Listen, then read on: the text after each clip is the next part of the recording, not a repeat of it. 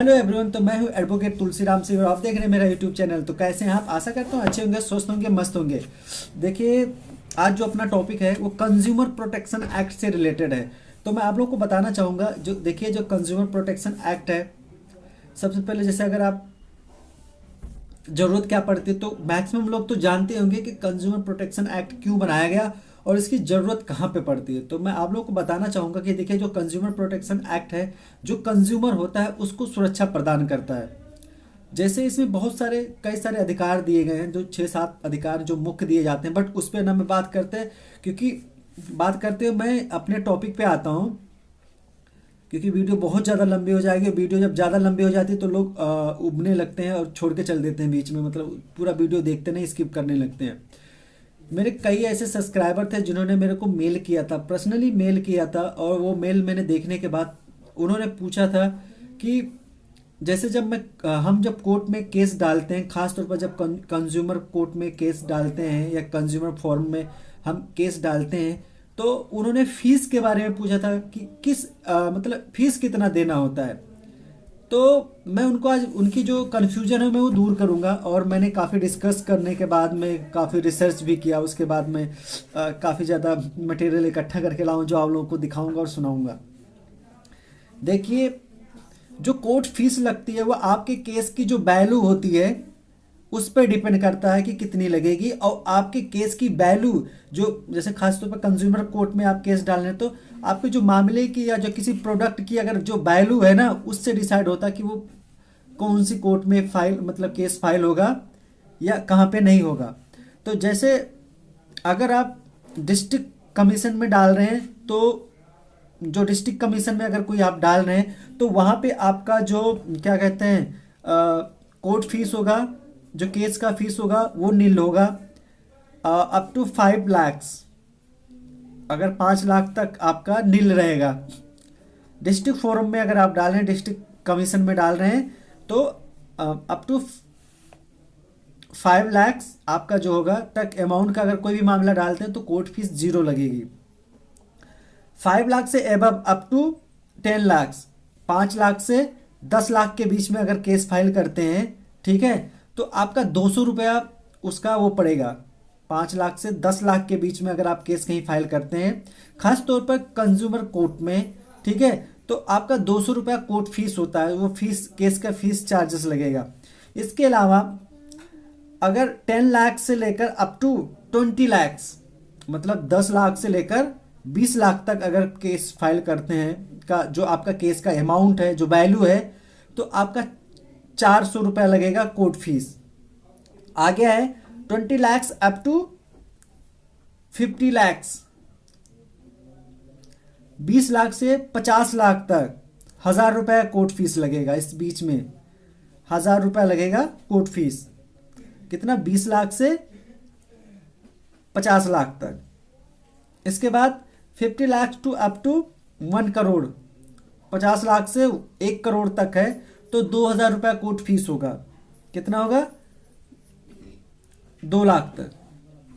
ये आप 2 लाख, मतलब 1 करोड़ तक, सॉरी मैं माफ़ी चाहता हूँ, अगर 50 लाख से लेकर 1 करोड़ तक का अगर आपके केस की जो वैल्यू है, ठीक है, तो उसका 2000 रुपया आपका होगा कोर्ट फीस होगा। अगर 20 लाख से लेकर 50 लाख तक का है तो आपका 1000 होगा। ये तो था आपका डिस्ट्रिक्ट कमीशन में। और ये सारे केसेस, मतलब 5 लाख से लेकर 1 करोड़ तक का कोई भी मामला होगा वो आपका डिस्ट्रिक्ट कमीशन में ही केस फाइल होगा। लेकिन अगर इसके ऊपर जाते हैं आप, 1 करोड़ से ऊपर का आपका केस का जो अमाउंट है, आप जाते हैं, जो वैल्यू है, ठीक है, तो वो स्टेट कमीशन में केस फाइल होगा। कहाँ पे होगा? स्टेट कमीशन में। मैं रिपीट कर रहा हूँ, स्टेट कमीशन में ये केस फाइल होगा। जैसे आपका 1 करोड़ अप टू 2 करोड़, 1 करोड़ से 2 करोड़ का होगा, तो उसकी जो वो स्टेट कमीशन में फाइल होगा केस, और कम से कम 2500 रुपया आपका कोर्ट फीस होगा। और यह आपका हो गया 2 करोड़ अप टू 4 करोड़, 2 करोड़ से 4 करोड़ के बीच में अगर अमाउंट है तो आपका 3000 रुपया कोर्ट फीस होगा केस की और इसके अलावा अगर आपका 4 करोड़ से लेकर 6 करोड़, 4 करोड़ अप टू 6 करोड़, 4,000 रुपये कोर्ट फीस होगा। फिर है आपका 6 crore to up to 8 crore, 6 crore से 8 करोड़ का अगर वैल्यू है, केस वैल्यू है, तो 5,000 रुपये आपका कोर्ट फीस लगेगा। और 8 crore to up to 10 crore, 6,000 रुपये कोर्ट की फीस लगेगी। 6,000 तक आपका कोर्ट फीस, जो फीस लगेगी वो होगी। जब आप केस फाइल करेंगे तो ये लगेगा। ये आपका मतलब 10 करोड़ तक आप स्टेट कमीशन में कोर्ट मतलब क्या कहते हैं, केस फाइल कर सकते हैं। स्टेट कमीशन में आप कोर्ट तक मैक्सिमम क्या नाम है आपका 1 करोड़ से लेकर 10 करोड़ तक का मामला जो है, जो केस की वैल्यू है, वो वहाँ पे आप फाइल कर सकते हैं। फिर नेशनल कमीशन आ गया। जो नेशनल कमीशन आता है वहाँ पर आप 10 लाख से एबव जो होगा वो वहाँ पे केस फाइल कर सकते हैं, जिसमें 7,500 रुपया कोर्ट फीस होगा। तो देखिए, आशा करता हूँ आप लोग समझ गए होंगे।